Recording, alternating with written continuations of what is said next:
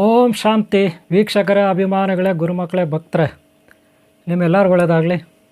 ವೀಕ್ಷಕರ, ಯಂತ್ರ ತಂತ್ರ ಮಂತ್ರದಲ್ಲಿ ಇವತ್ತು ನಾನು ನಿಮಗೆ ಪೈನ್ ಕೋನೆ ಅಥವಾ ಪೈನ್ ಮಾಪನ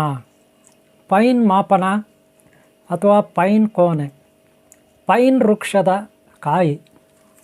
ಪೈನ್ ವೃಕ್ಷದ ಕಾಯಿ ಇದು ನೋಡೋಕ್ಕೆ ಹೂ ಥರ ಕಾಣುತ್ತೆ. ನಿಮಗೆ ನೋಡೋಕ್ಕೆ ಹೂ ಥರ ಕಾಣುತ್ತೆ. ನೋಡ್ಬೋದು ನೀವು, ನೋಡೋಕ್ಕೆ ಹೂ ಥರ ಕಾಣುತ್ತಿದ್ದು, ನೋಡೋಕ್ಕೆ ಹೂ ಥರ ಕಾಣುತ್ತೆ. ಆದರೆ ಇದು ಹೂವು ಅಲ್ಲ, ಕಾಯಿ.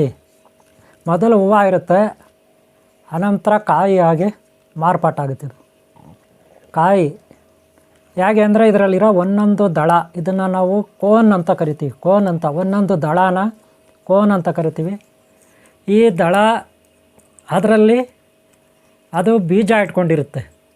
ಒಂದೊಂದು ದಳದಲ್ಲಿ ಒಂದೊಂದು ಬೀಜನ ಇಟ್ಕೊಂಡಿರುತ್ತೆ. ಇದರಲ್ಲಿ ಒಂದೊಂದು ದಳದಲ್ಲಿ ಒಂದೊಂದು ಬೀಜ ಇರುತ್ತೆ. ಇದನ್ನು ಪೈನ್ ಕೋನೆ, ಪೈನ್ ಮರದ ಕಾಯಿ, ಪೈನ್ ಮರದ ಕಾಯಿ.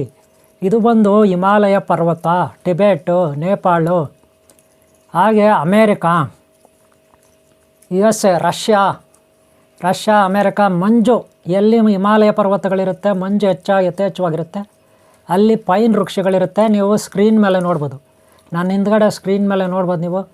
ಪೈನ್ ವೃಕ್ಷದ ಕಾಯಿಗಳಿವು. ಈಗ ಗೊತ್ತಾಯ್ತಲ್ಲ, ಬೀಜಗಳು ನೋಡ್ಬೋದು ನೀವು. ಇದು ಬೀಜ, ಕಾಯಿ. ಆದರೆ ಇದು ಕಾಯಿ ಗೊತ್ತಾಯ್ತಲ್ಲ, ಇನ್ನೂ ದೊಡ್ಡ ದೊಡ್ಡ ಕಾಯಿಗಳಿರ್ತದೆ. ಹಾಗೆ ಚಿಕ್ಕ ಕಾಯಿ ಇದು ಏತಕ್ಕಾಗುತ್ತೆ ಕಾಯಿ ಅಂತ ನಿಮಗೊಂದು ಡೌಟ್ ಬರುತ್ತೆ. ನೋಡಿ, ಇದರಲ್ಲಿರೋ ದಳಗಳಿಂದ ಗಂಧದ ಹಾರ ಮಾಡ್ತಾರೆ, ಹೂವಿನ ಹಾರ. ಘಮಘಮ ಅನ್ನತ್ತಿದು ಹೆಂಗನತ್ತೆ, ಒಳ್ಳೆ ಸುಗಂಧ ದ್ರವ್ಯ ಇರುತ್ತೆ, ಘಮಘಮ ಅನ್ನತ್ತೆ. ಹಾಗೆ ಇದು ಹಾಳಾಗೋದಿಲ್ಲ, ಎಷ್ಟು ವರ್ಷ ಆದರೂ ಇದು ಹಾಳಾಗೋದಿಲ್ಲ. ಇದು ಬೊಂಬೆಗಳು ಮಾಡಲಿಕ್ಕೆ, ಚಿಕ್ಕ ಮಕ್ಕಳಿಗೆ ಬೊಂಬೆಗಳು ಮಾಡಲಿಕ್ಕೆ, ದೊಡ್ಡ ದೊಡ್ಡ ರಾಜಕೀಯ ವ್ಯಕ್ತಿಗಳು, ಇಂಡಸ್ಟ್ರಿಯಲಿಸ್ಟ್ಗಳು, ಸ್ವಾಮೀಜಿಗಳು, ಗುರುಗಳು, ವ್ಯಕ್ತಿಗಳು, ದೊಡ್ಡ ದೊಡ್ಡವರು, ಕೆಲವು ಒಲಿಂಪಿಕ್ ಗೇಮ್ಸು, ಇನ್ನೊಂದು ಕಡೆ ಮತ್ತೊಂದು ಕಡೆ ಅಥ್ಲೆಟಿಕ್, ಇಂಥ ಕಡೆ ಎಲ್ಲ ಅವರು ಸಾಧನೆ ಮಾಡಿರ್ತಾರೆ. ಸಾಧನೆ ಮಾಡಿರೋರಿಗೆ ಪ್ರಶಸ್ತಿಗಳು ಕೊಟ್ಟಾಗ ಆ ಹೂವಿನ ಹಾರ ಹಾಕ್ತಾರೆ, ಗಂಧದ ಹಾರ ಅದು ಇದು ನಿಮ್ಗೆ ಗೊತ್ತಿದೆ. ಹಾಗೆ ಇದರಲ್ಲೂ ಕೂಡ ಈ ದಳಗಳಲ್ಲಿ ಹಾರಗಳನ್ನು ಮಾಡ್ತಾರೆ. ಯಾಕಂದರೆ ಒಂಥರ ಒಳ್ಳೆ ಸುವಾಸನೆ, ಅಟ್ರಾಕ್ಟಿವ್ ಆಗಿರ್ತದೆ, ಆಕರ್ಷಣೆ. ಇದು ಗೊತ್ತಾಯ್ತಲ್ಲ, ಇದು ಆಕರ್ಷಣೆ ಇರುತ್ತೆ. ನೆಕ್ಸ್ಟು ವಶೀಕರಣ. ಮೇನ್ ಏನು, ಯಂತ್ರ ತಂತ್ರ ಮಂತ್ರದಲ್ಲಿ ವಶೀಕರಣಕ್ಕಿದು ಬಳಸ್ತಾರೆ. ವಶೀಕರಣ ಅಂದರೆ ಈಗ ಅಂಗಡಿ ಇರ್ಬೋದು, ಹೋಟೆಲ್ ಇರ್ಬೋದು, ಮನೆ ಇರ್ಬೋದು, ಅಥವಾ ಫ್ಯಾಕ್ಟ್ರಿ ಇರ್ಬೋದು, ಇನ್ನೆಲ್ಲೋ ಇರ್ಬೋದು, ಏನೇ ಇರ್ಬೋದು, ಅಥವಾ ವಾಹನಗಳು, 3 ವೀಲರು, 4 ವೀಲರು, ಹೀಗೆ ಲಾರಿ, ಬಸ್ಸು ಇತ್ಯಾದಿ, ಹೋಟೆಲ್, ಆಫೀಸ್ ಇತ್ಯಾದಿ ಕಡೆ ಇದನ್ನು ಇದಕ್ಕೆ ಒಂದು ಬಾಟಲ್, ಗಾಜಿನ ಬಾಟಲಲ್ಲಿ ಇದನ್ನು ಇಟ್ಬಿಡ್ತಾರೆ ಮೇಲೆ. ಗಾಜಿನ ಬಾಟ್ಲು ಮೇಲೆ ಇಡ್ತಾರೆ, ಅಥವಾ ಒಳಗಡೆ ಶೋಗೆ ಹೆಂಗೆ ಬೇಕಂಗೆ ಇದನ್ನು ಬಳಸ್ಕೊತಾರೆ. ಹಾಗೆ ಇದರಲ್ಲಿ ನಾವು ಗುರುಗಳಾದಂಥವ್ರು ಇದಕ್ಕೆ ಮಂತ್ರದೀಕ್ಷೆ ಕೊಟ್ಟು ಮಾಡ್ತಕ್ಕಂಥದ್ದು. ಇದು ಆಯುರ್ವೇದಿಕ್ ಮೆಡಿಸನ್ ಇರುತ್ತೆ, ನೆನಪಿಟ್ಕೊಳ್ಳಿ.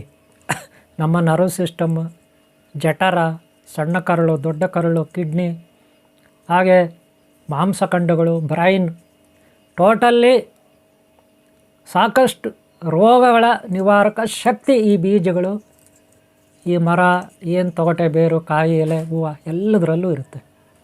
ಯಾವ ಗಿಡದಲ್ಲಿ ಆಯುರ್ವೇದಿಕ್ ಮೆಡಿಸನ್ ಇರುತ್ತೆ, ಯಾವ ಗಿಡದಲ್ಲಿ ಯಥೇಚ್ಛವಾಗಿ ನಮಗೆ ಉಪಯೋಗ ಆಗುತ್ತೆ, ಅದು ವಶೀಕರಣಕ್ಕಾಗುತ್ತೆ. ಯಂತ್ರ ತಂತ್ರ ಮಂತ್ರ ಮಾಡಲಿಕ್ಕಾಗುತ್ತೆ. ನೆನಪಿಟ್ಕೊಳ್ಳಿ, ಭಾಳ ಸೀಕ್ರೆಟ್ ಇದು. ನೀವು ಇನ್ನೇನೋ ಗಾಬರಿ ಆಗಬೇಡಿ. ಯಾವ ಗಿಡದ ಬೇರು, ಯಾವ ಗಿಡದ ಕಾಯಿ, ಹೂವು, ಎಲೆ, ಹಣ್ಣು, ಇವೆಲ್ಲ ಏನಿರ್ತದೆ, ಆಯುರ್ವೇದಿಕ್ ಮೆಡಿಸನ್ ಇರ್ತದೆ ಕೆಲವೆಲ್ಲ, ಅವು ವಶೀಕರಣಕ್ಕೆ ಆಗ್ತವೆ. ಅದರಲ್ಲಿ ಸ್ವಲ್ಪ ಸುವಾಸನಾಯುಕ್ತವಾಗಿರಬೇಕು. ಗೊತ್ತಾಯ್ತಲ್ಲ, ಘಮಘಮ ಅನ್ನತ್ತಿದ್ದು ವಾಸನೆ ಸಖತ್ತಾಗಿರುತ್ತೆ. ಓಕೆನಾ? ಇದು ವಶೀಕರಣಕ್ಕೆ ಭಾಳ ಕಾಸ್ಟ್ಲಿ ಇರುತ್ತೆ, ನಾನು ಹೇಳಿದೆ ಆವಾಗಲೇ. ಇವು ಆ ಕಡೆ ಯಥೇಚ್ಛವಾಗಿ ಸಿಗುತ್ತೆ. ಹಾಗಂತ ಯಾವಾಗಂದ್ರೆ ಅವಾಗ ಬಿಡೋದಿಲ್ಲ. 2 ವರ್ಷ, 10 ವರ್ಷ, 5 ವರ್ಷ ಹಂಗೆ ಬಿಡೋದು ಇವು. ಹಾಗೆ ಆಯುಷ್ಟು ಮುಗಿತದೆ ಇವು ನೋಡಿ. ಇವಾಗ ನೋಡೋಕ್ಕಿದು ಹೂ ಥರ, ದಳಗಳ ಥರ ಇದೆ ಅಲ್ವಾ? ಆದರೆ ಇದು ಮೊದಲು ಕಾಯಿ ಇರುವಾಗೆಲ್ಲ ಮಡ್ಸ್ಕೊಬಿಟ್ಟಿರುತ್ತೆ. ನೀವು ಸ್ಕ್ರೀನ್ ಮೇಲೆ ನೋಡ್ಬೋದು, ಹಿಂದ್ಗಡೆ ಕಾಯಿಗಳು ಇದು ಮಡ್ಸ್ಕೊಂಡಿರ್ತದೆ. ನೋಡೋಕ್ಕೆ ಅನಾನಸ್ ಥರ ಕಾಣುತ್ತೆ, ಪೈನಾಪಲ್ ಥರ ಕಾಣುತ್ತೆ. ಅದಕ್ಕೆ ಇದನ್ನು ಪೈನ್ ಮರದಲ್ಲಿ ಬರುವ ಹೂವು, ಕಾಯಿ. ಇದು ಕಾಯಿ ರೀ, ಹೂವು ಅಲ್ಲ, ಕಾಯಿ. ಈ ದಳಗಳಿದಾವಲ್ಲ ಅದರಲ್ಲಿ ಬೀಜ ಇರುತ್ತೆ, ನೆನ್ಪಿಟ್ಕೊಳ್ಳಿ. ಗೊತ್ತಾಯ್ತಲ್ಲ? ಹಾಗೆ ಈ ದಳಗಳ ಕೆಳಗೆ ಈ ದಳದಲ್ಲಿ ಕಿತ್ತಾಗ ದೊಡ್ಡ ದೊಡ್ಡ ಬೀಜ ಇರ್ತದೆ. ಗೊತ್ತಾಯ್ತಲ್ಲ? ಆಮೇಲೆ ಈ ಕಾಯಿಗಳಲ್ಲಿ ಬೀಜ ಸಪ್ರೇಟಾಗಿ ಒಂಥರ ದೊಡ್ಡ ದೊಡ್ಡದಾಗಿ ಸಿಗ್ತದೆ. ಈ ಕಾಯಿ ಕೆಳಗೆ ಮೇಲೆ, ಈ ಕಾಯಿ ಒಳಗೆ ಎಲ್ಲ ಬೀಜಗಳು ಇರುತ್ತೆ. ಓಕೆನಾ? ಆದ್ರೆ ನೋಡೋಕ್ಕೆ ಸುಂದರವಾಗಿರುತ್ತೆ. ನೋಡಿ ಈ ಕಡೆ ಹೆಂಗಿದೆ ಅಲ್ವಾ, ಹಿಂದ್ಗಡೆ. ಹಾಗೆ ನೋಡಿ ಮುಂದ್ಗಡೆ ನೋಡಿ, ಮುಂದ್ಗಡೆ ನೋಡಿ ಯಾವ ಥರ ಇದೆ ಅಲ್ವಾ ಮುಂದ್ಗಡೆ ಇದು. ಹಾಗೆ ಸೈಡಲ್ಲಿ ನೋಡಿ ಯಾವ ಥರ ಕಾಣುತ್ತೆ. ಇದು ಒಣಗಿರೋದು ಹೆಂಗಿದೆ ನೋಡಿ ಅಲ್ವಾ. ಇದು ಗುರುಗಳಾದಂಥವ್ರು ಆವಾಹನ ಏನೇನಕ್ಕಾಗುತ್ತಿದ್ದು ವಶೀಕರಣ, ಲಕ್ಷ್ಮೀ ವಶೀಕರಣ, ಅಷ್ಟೈಶ್ವರ್ಯ ಮತ್ತು ಲಕ್ಷ್ಮೀ ಕುಬೇರ ಮಂತ್ರ ವಶೀಕರಣ, ಲಕ್ಷ್ಮೀ ವಶೀಕರಣಕ್ಕೆ ಇದಕ್ಕೆ ಆಗುತ್ತೆ, ದಾರಿದ್ರ್ಯ ನಿವಾರಣೆಗೆ ಆಗುತ್ತೆ. ಹಾಗೆ ಆರೋಗ್ಯ ಭಾಗ್ಯ ಲಭಿಸಲಿಕ್ಕೆ ಇದಾಗುತ್ತೆ. ಹಾಗೆ ಶತ್ರುದೃಷ್ಟಿ ನಿವಾರಕ ಶಕ್ತಿ ಕೂಡ ಇದರಲ್ಲಿ ಇರುತ್ತೆ. ಇದನ್ನು ಎಲ್ಲಿಟ್ಕೋಬೇಕಂತ ಹೇಳಿದೆ, ಟೇಬಲ್ಗಳ ಮೇಲೆ, ಆಫೀಸಲ್ಲಾದರೆ ಟೇಬಲ್ ಮೇಲೆ, ಒಂದು ಬಾಟಲ್ ಮೇಲೆ ಇಟ್ಕೊಬೋದು, ಒಂದು ಸಣ್ಣ ಬಾಟಲ್ ಇಟ್ಬಿಟ್ಟು ಮೇಲೆ. ಇದಕ್ಕೆ ಬೀಜಾಕ್ಷರ ಮಂತ್ರ ಎಲ್ಲ ವಶೀಕರಣ ಮಾಡಿ. ಮತ್ತು ಇದಕ್ಕೆ ಕಲ್ಲುಗಳು, ರೇಡಿಯಂ ಕಲ್ಲುಗಳನ್ನು ಹಾಕಬೇಕು. ರೇಡಿಯಂ ಕಲ್ಲುಗಳಂದರೆ ನಾನು ಲಾಸ್ಟ್ ಟೈಮ್ ನಿಮ್ಗೆ ಹೇಳಿದ್ದೀನಿ. ಇದಕ್ಕೆ ರೇಡಿಯಂ ಕಲ್ಲುಗಳನ್ನು, ಸ್ಟೋನ್ಸ್ನ ಕೂಡ ನೀವು ಹಾಕ್ಬೋದು. ಸ್ಟೋನ್ಸ್ ಅಂದರೆ ಏನೋ ಲಾಸ್ಟ್ ಟೈಮ್ ಹೇಳಿದ್ದೀನಿ ನೋಡಿ, ಇದರಲ್ಲಿ ಇದೇ ತೋರಿಸ್ತೀನಿ ನೋಡಿ. ಕಲ್ಲುಗಳಿದು, ಈ ಕಲ್ಲುಗಳನ್ನು ಅಂಟಿಸ್ಬೋದು ನೀವು.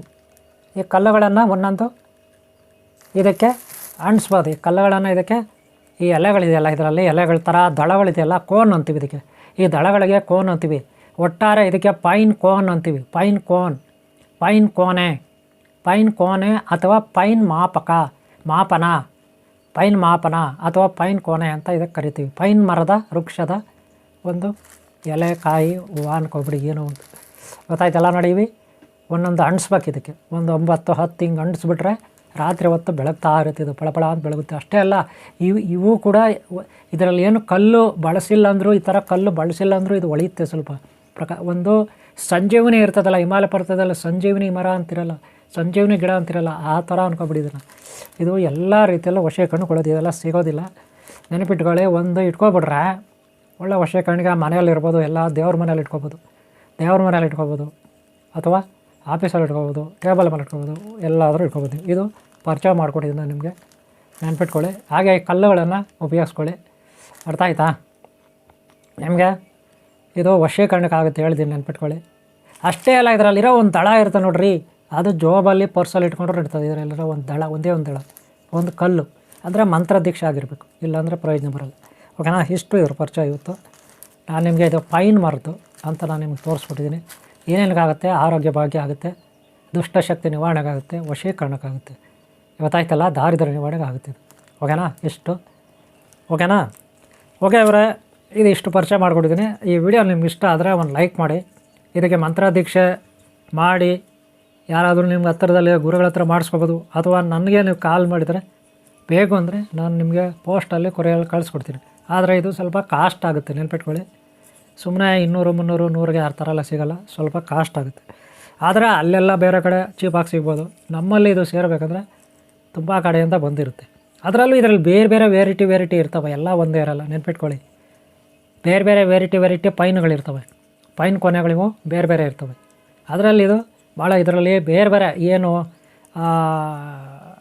ಇದ್ರ ಮೇಲೆ ಡಿಪೆಂಡು. ರಾಯಲ್ ಶ್ರೀಮಂತ ಪೈನ್ ಅಂತ ಇದಕ್ಕೆ ಹೆಸರಿರ್ತದೆ. ನೀವು ಅಲ್ಲೇ ಅರ್ಥ ಮಾಡ್ಕೊಳ್ಳಿ. ಗೊತ್ತಾಯ್ತಲ್ಲ? ಶ್ರೀಮಂತ ಪೈನ್ ಅಂತ ಕೂಡ ಇದಕ್ಕೆ ಕರೀತಾರೆ. ಓಕೆನಾ? ಬೇಕಂದರೆ ತೊಗೋಬೋದು, ಇಲ್ಲ ಅಂತಲ್ಲ. ಗೊತ್ತಾಯ್ತಲ್ಲ? ಕಾಲ್ ಮಾಡಿ, ನನ್ನ ನಂಬರ್ ಐತೆ ಲಾಸ್ಟಲ್ಲಿ ಇರ್ತದೆ.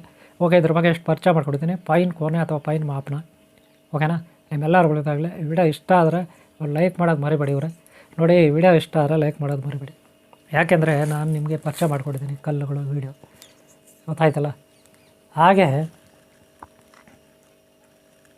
ಬೇಕಾದರೆ ನೀವು ತೊಗೋಬೋದು. ಹಾಗೆ ಒಂದು ಲೈಕ್ ಮಾಡೋದು ಮರಿಬೇಡಿ. ನಿಮ್ಮ ಲೈಕ್ ಮಾಡಿದ್ರೆ, ನಿಮ್ಮ ಪ್ರೋತ್ಸಾಹ ಇದ್ದರೆ ನಮಗೆ ಮತ್ತೆ ಈ ರೀತಿ ವೀಡಿಯೋಗಳನ್ನು ಮಾಡಲಿಕ್ಕೆ ಅವಕಾಶ ಆಗುತ್ತೆ ಅಂತ ಅಷ್ಟೇ.